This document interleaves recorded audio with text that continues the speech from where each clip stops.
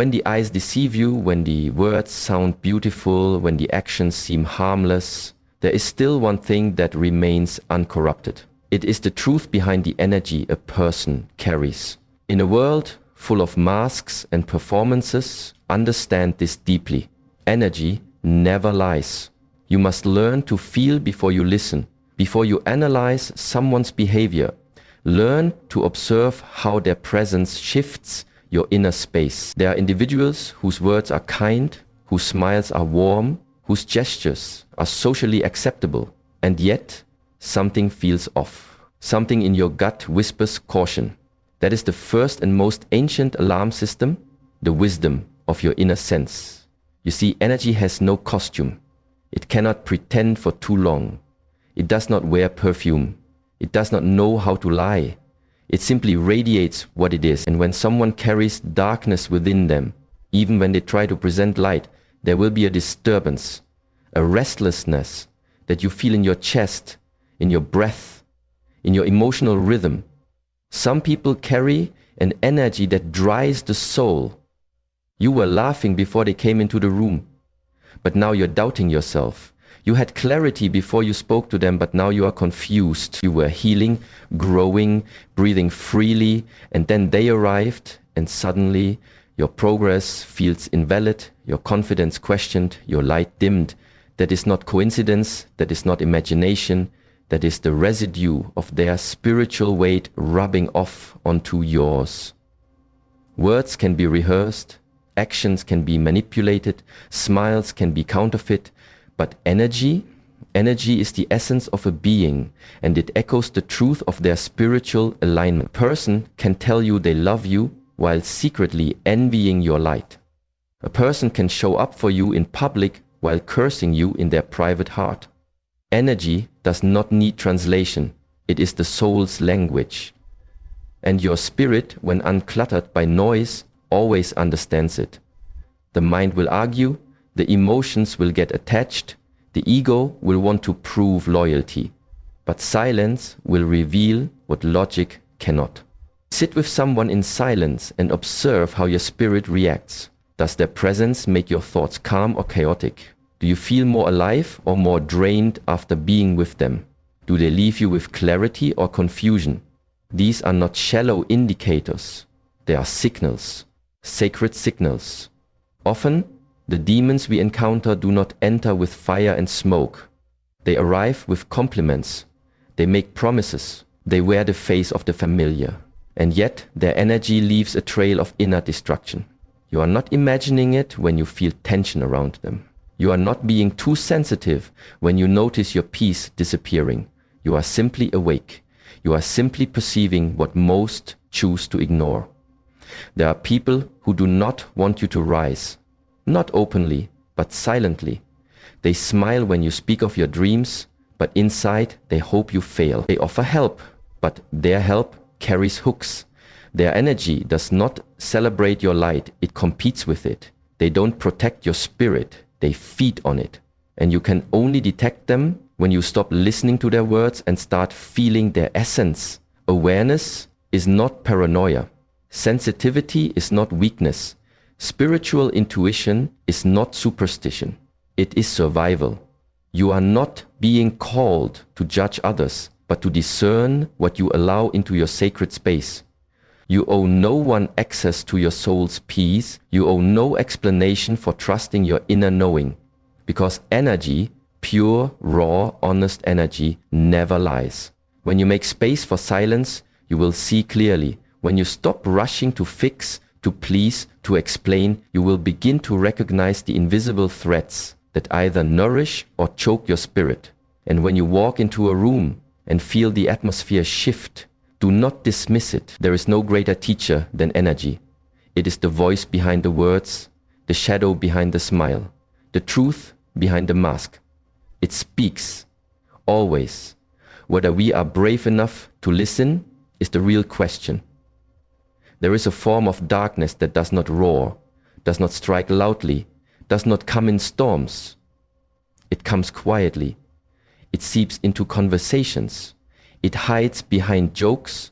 It wraps itself in concern, and yet its nature is parasitic. This is the darkness of consistent manipulation. It begins subtly. A friend or family member questions your memory. That's not what I said, they insist, when you know exactly what was spoken. You're being too sensitive, they tell you, when you express that something hurt. You always overreact, they repeat, whenever you try to address a boundary. And over time, something begins to shift, not in them, but in you. You begin to question yourself. You replay situations in your mind, not once, but over and over. You apologize more often, even when you're not sure what you did. You seek their validation, as though without it, your own sense of truth is incomplete. This is no coincidence. This is no accident. It is the slow erosion of your inner compass by someone who thrives on control, not connection. A manipulator does not need power in obvious ways. They don't raise their voice. They lower your confidence. They don't chain your body. They weaken your belief in your own perception.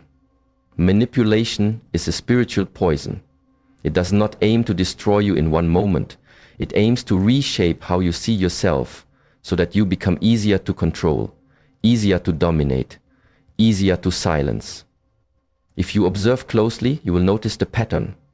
They twist every disagreement so they become the victim. They turn every conversation back to your flaws. They plant doubt in the form of concern. I just worry about the choices you're making. They blur truth with lies so skillfully that after some time, even the strongest minds start to question their own eyes. This is not just a psychological game, it is a spiritual drain, because manipulation is not about winning a discussion, it is about feeding the ego by shrinking the other person's light. When someone repeatedly diminishes your intuition, when they consistently make you feel guilty for having needs, when they sabotage your growth while pretending to support it, this is not love. This is spiritual warfare in disguise. And the most dangerous manipulators are not loud. They are calculated. They may never insult you openly, but they will constantly suggest that you are less capable, less balanced, less intelligent, less worthy of clarity. They do this so that your dependence on them grows and your trust in yourself fades. You see, if you stop trusting your own decisions, you will rely on theirs. That is how they gain power. Watch for repetition. Manipulation is not a one-time slip. It is a pattern. Do they always deflect responsibility? Do they turn their apologies into weapons? I said I was sorry. What more do you want from me? Do they apologize only when it benefits them? Do they use your vulnerability against you later? Do they create confusion rather than resolution after every conflict? A true companion listens to understand. A manipulator listens to find leverage. A true friend holds space for your emotions. A manipulator uses your emotions to guilt or control you. A loving presence empowers you to think clearly, act freely, and feel safe in your own truth. Manipulative presence forces you to shrink yourself to preserve the peace. That is not harmony, that is silent control. The key is not to react with anger or resistance. The key is awareness. When you become aware of the pattern, the spell begins to break.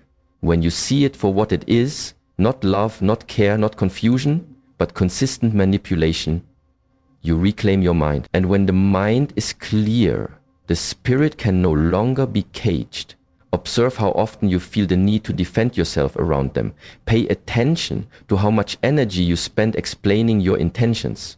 Reflect on how often you feel emotionally exhausted after speaking with them. These are not minor details. These are signs. The signs do not scream, they whisper. And they whisper until you are ready to listen. Not all darkness appears as chaos. Some darkness simply feels like emptiness. It does not come with noise, but with absence. It is not loud, but void. The most dangerous presence is not always the one that attacks you, but the one that slowly disconnects you from your inner light. There are people whose spirits no longer reach toward the light. They have chosen bitterness over growth, pride over humility, and control over connection. When such individuals walk into your life, their influence is not always direct or obvious. Sometimes it feels like nothing at all, until you begin to notice that your inner fire is not as strong as it used to be. The light within you is your connection to truth, peace, compassion, clarity. It is the pulse of your soul that tells you what feels aligned, what feels right, what brings meaning to your existence. But when you are surrounded by those who are disconnected from their own light, you begin to dim. Not because your light is broken, but because you are being smothered by shadows that do not belong to you. These people often walk around with empty eyes. You'll notice it not in what they say, but in what they don't feel. You'll share your joy and they respond with cold politeness. You'll express your pain and they respond with silence, or worse, indifference.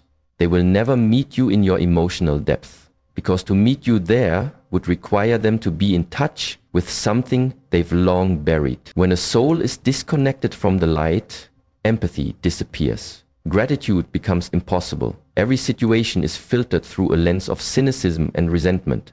They cannot celebrate others because they are too busy counting what life has denied them. They cannot give freely because they live in emotional scarcity. They cannot speak life into you because they are spiritually numb themselves. Over time, being close to such people feels like walking through a spiritual fog. You don't know exactly what's wrong, but something feels off. You feel emotionally flat. You begin to question your own excitement, your own visions, your own desires. Your spirit, which once soared, now settles. And the more time you spend with those disconnected from the light, the more your own light begins to flicker. You start to withdraw from what you love. You stop sharing your dreams. You censor your joy. You minimize your truth. And slowly, your inner world begins to mirror theirs, not because you have lost your path, but because you've allowed someone into your space who cannot walk in the sun and resents those who do. These individuals do not always intend to bring you down, but they live in darkness, and darkness does not tolerate light without trying to dim it. A disconnected soul cannot celebrate your healing. They cannot understand your compassion. They do not see your peace as strength. They see it as weakness. Your ability to forgive threatens them. Your capacity to rise unsettles them. Your resilience shines a mirror to their spiritual absence. And so they respond not with kindness, but criticism. Not with curiosity, but contempt. They question your beliefs. They mock your optimism. They try to reduce your purpose to fantasy. And if you are not careful, you will begin to internalize their emptiness as your truth. You must understand this deeply. The light within you is sacred. It is not meant to be explained to those who refuse to see. It is not your duty to convince someone of their own blindness. It is your duty to protect your vision, because light cannot thrive in an environment that constantly demands its dimming. When someone is disconnected from the light, their presence becomes spiritually cold. You do not feel seen, only watched. You do not feel heard, only scanned. You do not feel safe, only tolerated. The warmth that normally flows from soul to soul is absent. In its place, you feel a hollow stillness that does not nurture, does not inspire, does not support. It simply takes up space while slowly draining your own vitality. Pay close attention to how people respond to your light. Not your success, not your status, but your spirit. Do they soften around your presence or harden? Do they lift you or do they linger with indifference? Are they rooting for your expansion or are they silently hoping you'll shrink? When a person is disconnected from the light, they will never protect yours. Charm is a powerful force. It is elegant, attractive, and carefully crafted. It draws people in with words that feel smooth, gestures that feel warm, and attention that feels genuine. But charm, when used by someone disconnected from truth, becomes a mask. And the danger of this mask is that it fools the eyes, seduces the mind, and quiets the intuition. There are people in this world who have mastered the art of appearing kind. They know how to smile at the right moment, how to compliment just enough to gain your trust, how to speak with softness while hiding intentions soaked in manipulation. They study your needs, your weaknesses, your insecurities, not to help you grow, but to learn how to control and access your emotional gates. These people do not show you their truth. They show you what you want to see. And in those first few encounters, their presence may feel like comfort, like safety, even like love. But what you must understand is that truth is never fully revealed in moments. It is always revealed in patterns. One act of kindness does not define a kind person. One emotional gesture does not make someone emotionally intelligent. One honest conversation does not make someone trustworthy. Real character is not seen in what someone does once. It is found in what they do consistently. This is why it is dangerous to judge others by moments, because charm is not a reflection of integrity. It is often a practiced performance. Those who are skilled at manipulation know how to play roles. They wear empathy like clothing. They speak of growth without embodying it. They repeat spiritual phrases, motivational language, or emotional buzzwords, not because they live them, but because they know those words open doors into your life. If you only pay attention to how someone behaves when they want something, you will always be deceived. Watch how they act when there's nothing to gain. Watch how they respond when you set boundaries. Watch how they speak about others when those people are not present. Watch how they react to your success, your healing, your self-respect. These are the cracks where truth escapes and illusion fades. A person's pattern is the echo of their inner world. If they always play the victim, even when they are the cause of harm, that is not coincidence. It is a pattern. If they show deep affection when they fear losing you, but go cold once they feel secure again, that is not passion, it is control. If they build emotional closeness quickly but disappear when accountability appears, that is not vulnerability, it is performance. Charm alone is meaningless without consistency. Someone who genuinely cares will not only speak lovingly in the sunshine, they will show up with the same care in the storm. They will not only be generous when praised, they will give even when no one is watching. They will not only support you when you are low, they will celebrate you when you rise. This is how you know the presence is real, by the rhythm, not the highlight. We live in a time where image is worshipped, where appearance replaces essence, where charisma is confused for character. But you must develop the ability to see beyond performance. Let the passage of time reveal people, because while charm may convince the world, it cannot maintain a false image forever. Patterns always surface. Repetition always exposes truth. You must train your awareness to observe the rhythm of people, not the spikes. One kind word, one generous act, one emotional conversation. These do not define a person. What defines them is who they are in silence, in consistency, in the space between applause and attention. If their kindness disappears when challenged, it was never real. If their presence fades when your truth grows stronger, it was never grounded in love. And if their support only exists when they benefit, it was never support, it was self-interest in disguise. There are those who wear charm like a tool. They sharpen it to cut through your defenses. They polish it to blind you from their darkness. And they adjust it based on who they're with, like a costume that changes for every audience. But your spirit must learn to listen beyond the tone, beyond the smile, beyond the well-timed gesture. It must pay attention to repetition, to reaction, to rhythm. Because charm without depth is a mask, and patterns, not moments, reveal the soul behind it. When true strength walks into the room, it brings people together. It encourages harmony, it nourishes trust. It allows others to breathe, to speak freely, to feel safe in their truth. But where there is spiritual corruption, the opposite happens. The atmosphere becomes heavier. Tension begins to brew. Connections that once felt secure start to weaken. And where once there was unity, now there is division. There is often a tendency in the name of division. Demons do not always appear as violent or aggressive. Often they work silently. Their goal is not just to destroy one person, but to fracture the entire structure of love that surrounds them. They do this not with open war, but with whispered chaos. They divide by spreading confusion. They divide by turning people against each other. They divide by inserting doubt, jealousy, resentment, and mistrust. drop by drop, until bonds that once felt sacred begin to crack without a visible cause. You must learn to recognize the subtle hand behind the disorder. Not everyone who smiles in front of you celebrates you behind your back. Not everyone who listens to your pain holds it with compassion.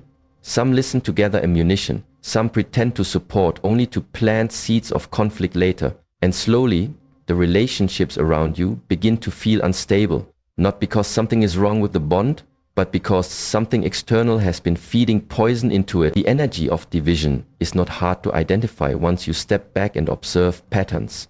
Think carefully. Before this person entered the space, how did people relate to one another?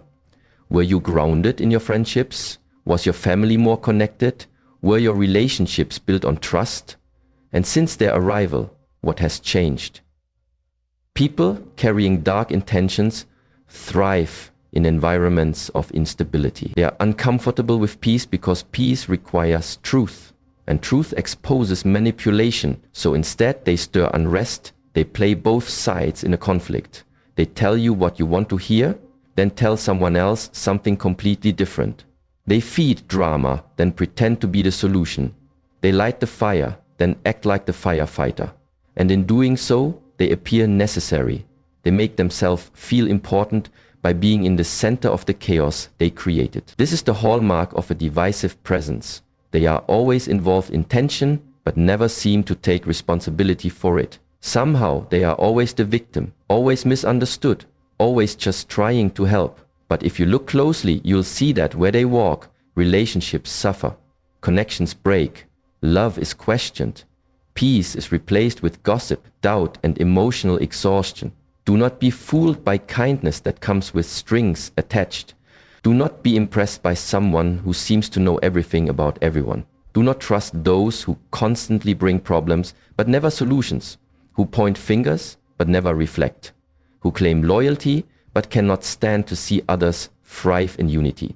Because true strength unites, true love protects, true presence nurtures peace. Divisive energy isolates people. It makes you question those you once trusted. It turns your attention towards small things, petty comparisons, subtle resentments. And while you are busy defending yourself, repairing damage, or clearing misunderstandings, the one who caused the fracture quietly watches, satisfied with the disruption. This is how demons operate. Not through fear alone, but through fragmentation. They do not need to attack you directly. They only need to disconnect you from those who uplift you. Once you are isolated, you are easier to influence, easier to manipulate, easier to break. And that is always the goal. To cut the cords that tie you to truth, to compassion, to clarity. Ask yourself, who in your life stirs more conflict than calm? Who constantly puts people in opposition with one another? Who thrives when there is drama, but disappears when there is peace? Who always manages to shift blame, always has a new story, always plays a different role, depending on who is present? These are not random personality traits. These are the fingerprints of a spirit that is not at peace and does not want anyone else to be either. Protect your relationships by protecting your environment. When someone brings division, it does not matter how charming they are, how close they once were, or how subtle their influence is. What matters is the result of their presence. If it consistently results in tension, suspicion, and separation, then you are not dealing with a misunderstanding. You are dealing with spiritual misalignment masquerading as friendship. Because demons do not build, they break. They do not connect, they separate. They do not unite, they divide. True connection does not make you shrink, it expands you. It invites you to breathe deeper, stand taller, speak more clearly. When someone is aligned with your spirit, their presence feels like permission. Permission to be real, to be seen, to be honest. But when the energy is dark, when it carries hidden agendas, unresolved pain, or demonic intention, it does not give you wings. It changes your voice. It does not make you feel alive. It makes you afraid to be who you are. The most telling sign of spiritual darkness is the presence of fear. Not fear that protects, but fear that controls. There is a difference between being challenged and being suppressed. A loving presence may confront you, may correct you, but it never seeks to silence your essence. A dark presence does not empower, it suffocates. You begin to censor your thoughts, walk on emotional eggshells, minimize your truth just to keep the peace. Ask yourself, why do I feel smaller around this person? Why do I hesitate to express joy or speak of growth or assert boundaries? Why do I feel like I am always bracing for criticism, withdrawal, or emotional punishment? If the answer is not love, it is fear. And fear is not the fruit of a healthy connection. It is a signal that something sacred is being violated in silence. When you are in the presence of someone who carries this spiritual poison, you will notice a quiet erosion of your personal power. You start doubting your decisions. You wait for their approval before moving forward. You filter your words to avoid triggering their insecurity or anger. You internalize their moods and make their emotional state your responsibility. This is not care, it is captivity. Fear-based control does not always look like aggression. Often it wears the face of concern. I'm only saying this because I care about you. But their care always comes with a condition. Obey, comply, conform. And if you don't, they punish you with silence, withdrawal, shame, or passive aggression. Over time, you begin to lose your voice, not because it's gone, but because you've been taught it's not safe to use. Freedom in a relationship is not the absence of challenge. It is the presence of safety. A safe connection does not demand perfection. It allows mistakes, it invites questions, it welcomes differences. But when fear is present, freedom dies. Your inner compass stops working because someone else has slowly replaced your sense of self with their own narrative. You no longer ask, is this right for me? You ask, will they be okay with this? This is how darkness spreads, not always with threats, but with subtle spiritual dominance. You begin to trade authenticity for approval.